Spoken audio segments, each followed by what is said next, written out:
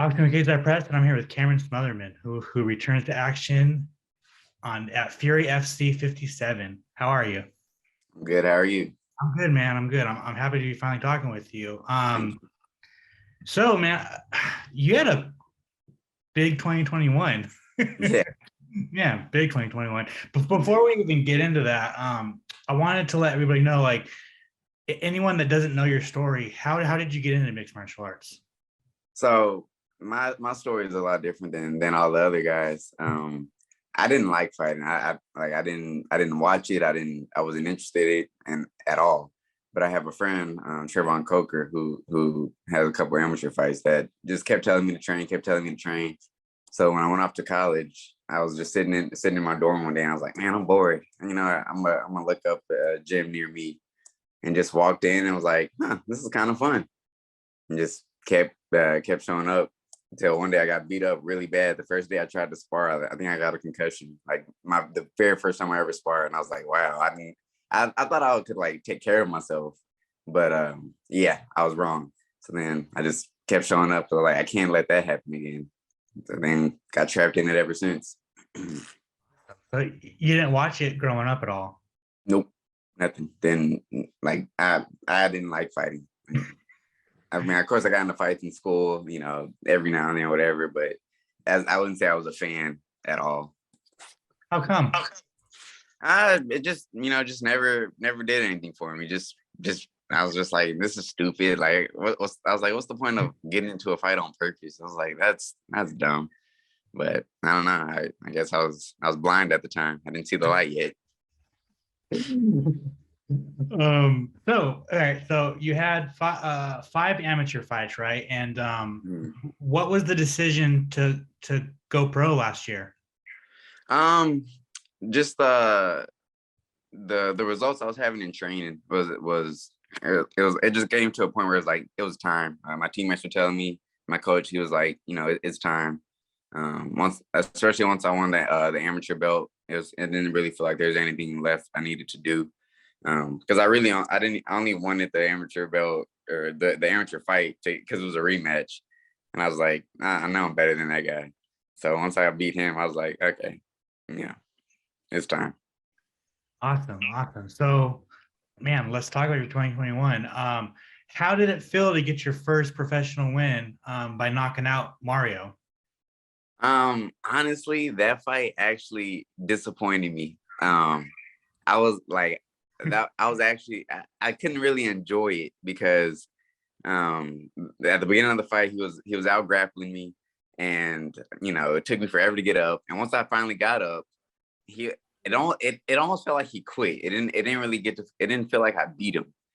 And so I was like, man, this sucked. Like, I don't know. It was of course I'm happy to get the win, whatever everyone's cheering, but it didn't give me the satisfying feeling of, you know, beating or, knocking him out completely. I mean, like it was like the end of the fight anyway, but I was still like, now I want more. I was just getting greedy.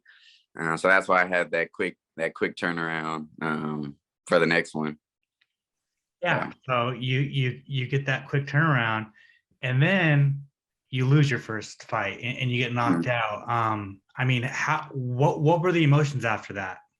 The Whenever I had the loss, it was I was very just I was angry. I was angry at how it all happened because because in my head I was like, okay, he hit me with a shot, and I know I went down, but I was, as the referee was breaking up the fight, I was looking the referee in the eye as he was coming to me, and the guy was going for the choke. He was going for the choke, and so I'm fighting his hands for the choke and looking at the referee as he's coming, and I'm like, no, don't do it, don't do it. And so when he stops, I'm like, man, come on, like you got to let me work here. I'm not like, and then I'm like, okay, I get it looks bad, the way I felt and everything, but it was a lot of anger, mostly because I didn't feel like I lost, and I didn't feel like that guy was better than me. So I tried my best to get that rematch too, but that guy, you know, sometimes things don't work out, but it was good. I think it was good for me in the long run, though. Looking back at it now, it slowed me down a little bit, and I needed that time. So I'm not harping on it anymore. You hope to get that rematch in the future? I don't think I will, honestly. I don't. He made it pretty. I mean, because trust me, I tried very hard. I offered some of my own money. I tried everything I could think of to try to get the rematch, but you know, I'm just gotta charge that one to the game. Gotcha. So then you lose your second straight fight, and Yes. I mean, I guess I don't say like what were the emotions after that, but like, was there any like doubt in your mind, like, oh man, like I've just lost two straight. Mhm. Am I ready for this? You know? Yeah, no, definitely. I definitely had I had to sit down and really, you know, think like, because the thing about me is I don't consider myself an average fighter or your everyday fighter. I'm planning on being with the best in the world, and I know the things I can do in the gym. Like I do it. I look good in the gym, and I know it. So I'm like, why? Am I one of those guys they always talk about that's always good in the gym and can't put it together in the fight? I'm like, what's going on here? And then I had several people pull me aside and all independently tell me that I can do this. It's just like small things that happen, and because I never in all in both those fights I never just got beat up. I never just it was like little things here, like when I got the knockout loss, it was just like just one little mistake here, but it wasn't like he was just beating me up over it was 13 seconds. You can't base your whole life around 13 seconds. And then with the next one, it was just the takedowns. I was doing good, stand up.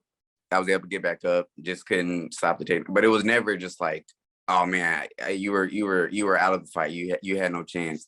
So once I just accepted, it was like, okay, I just need to clean up these little small details. I'm not making big mistakes, and just clean up the small things and realize, like, no, I am still good. I train with Adrian Yanez, and you see what he's doing. And Adrian's telling me like, no, trust me, bro. Like you got it. Just trust the process. And once I realized that, I was like, all right, I'm gonna just stick with it. But it was definitely tough mentally, being 2-2 and feeling like you're really good, and knowing you do good things in training, but it's like, how do I have a 500 record? That's not me. Um, so then after your loss, and then before your next fight, Mhm. your coach passes away. Yeah. Man, I've heard it from Adrian. I've asked Adrian. I've asked a lot of your other teammates. Just how did that affect you? Oh, it was really rough. I was probably one of the guys like closest to coach, and it like I had a really really hard time. I honestly I cried every day for like over 2 weeks straight. Like I mean, just like bawling every single day. It was very very tough for me. And the only thing the thing that kept me going was um I don't know. Adrian put out a little video that coach had recorded before. It was like an interview that he was doing, and he was saying that he felt his purpose in life was to build and develop great fighters. And so I was like, you know what? I won't be letting him down if I can become a great fighter. So I was like, how do I prove I'm a great fighter? By getting to the UFC. That's what he wanted. So I was like, all right, I'm just gonna. And then that's what, like, when I made that promise to myself, I was finally able to stop crying for once. So that's how I was able to power through and push through the emotion. Like there's some training sessions where I have to go cry right after or right before, but once I made that promise, I was able to find my center, my balance. So then you go out. So then you go out and you fight Dylan King and you knock him out in the first round. Yeah, Um, Great performance. After that fight, you fall. You just fall yeah, down. You're just overtaken by emotion. yeah. I mean, just kind of talk to me like what was going on through what was going through your mind? Man, it was like so when I hit him, and I remember, so I hit him and I was like that gotta be it. And I just remember seeing his body go limp. And then I was like, I knocked him out. And then I was like, yeah, he's out. I don't need to follow him up. And I was like, I was like, wow, like I knocked him out. In my head, I'm like, man, he's out. And then like everybody's cheering. I'm just like, I'm kind of like, I was because he dropped me in that fight like early on, and then I was just like on autopilot. I was just like my adrenaline was so high. I wasn't even thinking anymore. My body was just moving off of muscle memory. So then once he fell, and I was like, I'm still on 10. I'm like, oh my God, I don't know what's going on. Like I'm just going crazy.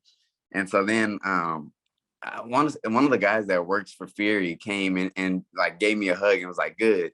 And then like it's just like the dam broke right there. And then I was just like, my emotions were so out of order that I just broke down and just started crying. Everything hit me at once. Everyone cheering hit me. Like I couldn't handle it. So then I just couldn't stop crying. The guys made fun of me for that for a while too. It was full on ugly crying too. I'm glad y'all couldn't hear, but it was it was bad. It was so embarrassing. Even in the back, I was like full on like they're like, oh, let's take a picture. I'm still crying. It was so embarrassing, but charge it to the game. But that one, I mean, that knockout and that win was for Saul, right? I mean, yeah, for sure. Yeah, no doubt about it. How did you feel about that performance?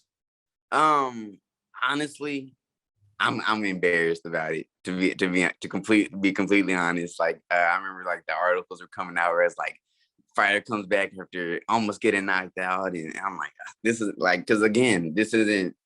I'm not one of those. I don't want to be known as the guy that's just like, oh, like, I want to be known as the guy that is an action fighter or like always comes to fight, but I don't want to be known as the guy taking damage and fighting tooth and nail with guys I feel like I'm better than.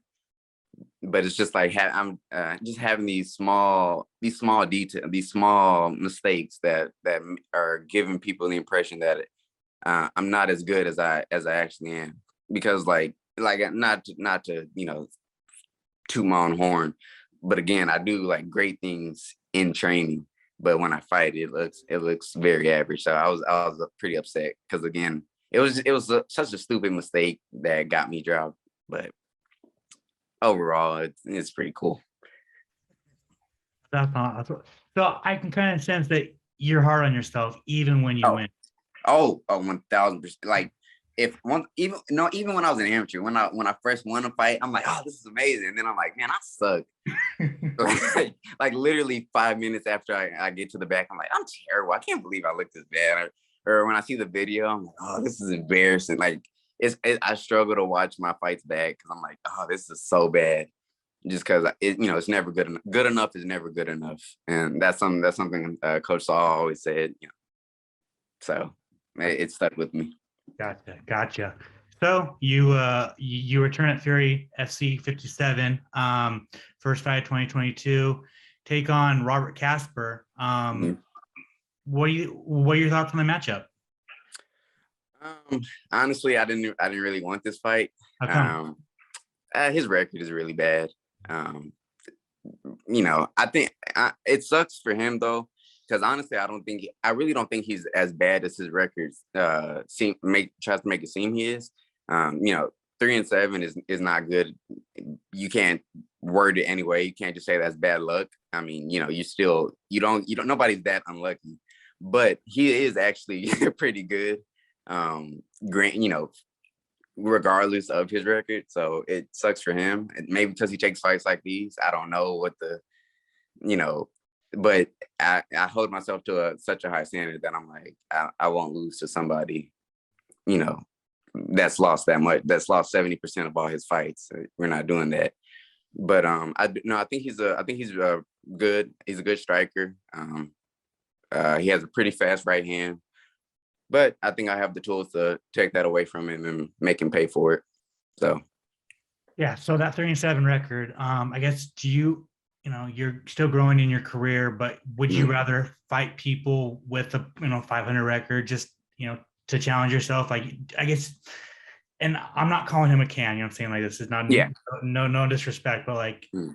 From the outside, people will be like, well, Cameron's just fighting cans, blah, blah, blah, blah. Yeah. Man, like you don't want that as. Yeah, correct. Yeah, I don't want people, because, there are guys on the regional scene in Houston that are looking only for easy fights, and they're looking for guys that, you know, can't push them. I don't want people to look at me like, because I'm not like that. I don't. I want to fight guys that are good. I want to fight guys that are, you know, have good records and stuff like that. I understand you got to play the game, and you know, I didn't ask for this fight. I know there's guys that ask for these type of fights. You know, I'm not, you know, look, you know, a paycheck is a paycheck, whatever. A win is a win. And in the grand scheme of things, people don't really care. And I understand that, but it still doesn't feel good. You know, you can't, you know, brag about beating guys like this. And again, like I said, I do think he's actually not bad, but 3-7 is still 3-7. How do you see the fight going, and do you have a prediction for the fight? I think it'll be a fun fight for as long as it lasts. I think that I think he's gonna try to. I think he's gonna want to stand. I see him getting outstruck and probably shooting after that. I don't think he'll be able to get me down, but I think it'll be a fun fight, a fun, you know, action fight. But I'm expecting to put him away.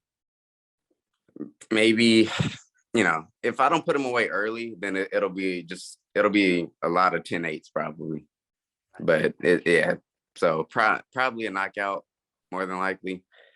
But maybe, I don't know. I don't want to disrespect him too bad. But like, again, it sounds like I'm just treating him like a scrub. But I mean, I think he's good. So maybe he can last to the second round. Maybe. For sure. Yeah. So, I mean, the success of Adrian Yanez is crazy, man. How does it feel to be his training partner, dude? Oh, it's crazy because, like, you know, I've always known he's good, and I was like, man, Adrian's really good. But it's, you know, seeing the stuff he's doing at the highest level, I'm like, oh no, he's really, really good, and it's reassuring for me that I'm doing the right things. You know, since when Coach Saul passed, you know, a lot of guys, you know, guys fizzle out or whatever. You know, nobody's as consistent, and so it's kind of like, man, you know, it's tough. But seeing Adrian still having success at that high level with, you know, great guys, I'm like, okay, no, the system that Coach Saul left in place, it still works. Like, even, you know, regardless of him being here or not, what he left us with, he left us with gold. So you know, it's very reassuring knowing that I train every day with that guy. Like training, what's it like sparring him? Oh, it is not fun. I tell you, it's not fun. You know, all those shots that you see him knocking people out with, he hits us all with those same shots. I'm like, oh, every time he knocks out somebody, I'm like, oh, I remember that one. He landed that one on me. So, you know, I really take credit for his wins. I'm like, if he didn't land that on me, he probably wouldn't have landed on that guy. But yeah, no, it's not fun. He makes you pay for everything. Who would you like to see him fight next? I mean, honestly, the fan in me wants to see him fight Sugar Sean, just like everybody else. Right. But, you know, I understand, you know, if they're gonna wait it out for some more money, I'm not mad at that either. But the fan in me wants to see, you know, Sugar Sean. Okay. Yeah, I think everybody wants to see that fight. It's bound to happen. Whether it happens next, whether it happens in next year, whether it happens in 6 months, you know what I'm saying? But that fight has to happen at some point, you know? Yes. Yeah, I agree. We need it. The world needs it. For sure. Another teammate, Mano Martinez, man, he came out, he kind of went like that, right? And then came back, had a great year. He's returning to fight Ronnie Lawrence. What are your thoughts on that fight? That's a tough fight. I think that's a tough fight. You know, Mana went out to James Krause's gym for this camp. Nice. So, you know, we're gonna see what kind of. I think he's coming back today. So we'll see. You know, if they came up with a good game plan for it. But I think it's a tough fight. You know, regardless. I think both those guys. Ronnie Lawrence is really good. His wrestling is really, really good, and it looks like a serious problem. But Mana can put you out with anything. His shots are so tricky that, like, even sparring him for years, you still don't know what he might hit you with. Like, you know, when you think he's gonna kick you as a punch when you think it's a punch, it's a kick, like, and it's from the weirdest angles that you would never expect. So, I'm expecting a really good fight either way. Yeah, I was gonna say, like, how is sparring that guy, man? He has fucking bricks for hands. Yes. Yeah, no, it's like he hits you and you don't even know you got hit. You're looking around sometimes like, did somebody else hit me on by accident? Like, yeah, he has such dexterity with his kicks and oh my God, his kicks hurt. They hurt. Trust me, they hurt. I don't know how that last guy took as many kicks as he did. His kicks hurt, even with the shin guards on.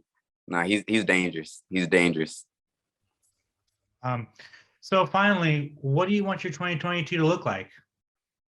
2022, I'm expecting to go for a run. I'm hoping maybe a contender series shot or even better, call up all the way by the end of this year. But I'm predicting in the UFC or extremely close to the UFC by the end of this year. Gonna try to stay pretty busy, pretty active, maybe fight every other month and see if I can make something happen from there.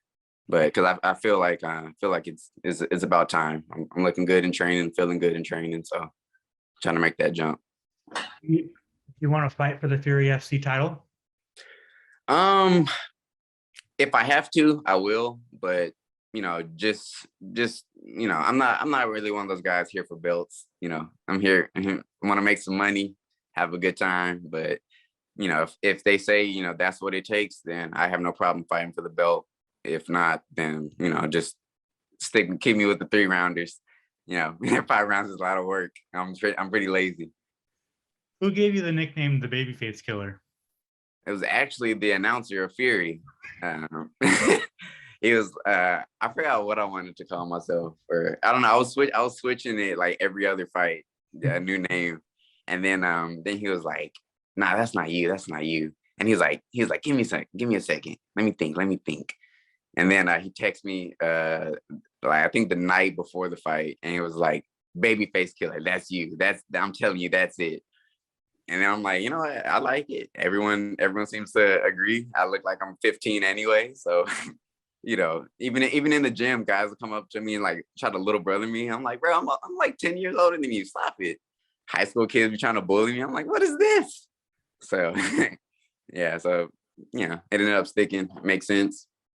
You got that John Dotson effect? Yeah, I'm aging in reverse right now. That's awesome. That's awesome. Awesome, Cameron. I'm so happy to be talking with you.